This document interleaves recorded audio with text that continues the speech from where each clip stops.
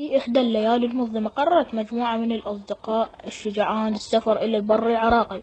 كانوا يبحثون عن المغامرة والإثارة، ولم يكن لديهم أدنى فكرة عن الأمور المرعبة التي ستواجههم. بمجرد أن وصلوا إلى المكان شعروا بأن الهواء يحمل معه رائحة غريبة. كان الظلام يلف في المنطقة والأشجار كأنها تتربص بهم. تجاوزوا الصخور والأودية، وكلما اقتربوا من هدفهم زاد الغموض والخوف.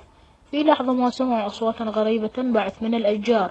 كان هناك شيئا يتربص بهم. انقسموا إلى مجموعات صغيرة لاستكشاف المنطقة، وفيما كانوا يتجولون شعروا بأن هناك شخصا ما يراقبهم.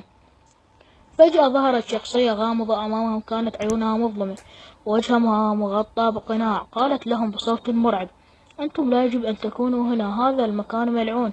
فراحوا يركضون بعيدا عن الظلام أكلهم. اختفوا واحدا تلو الآخر ولم يعثروا عليهم أبدا.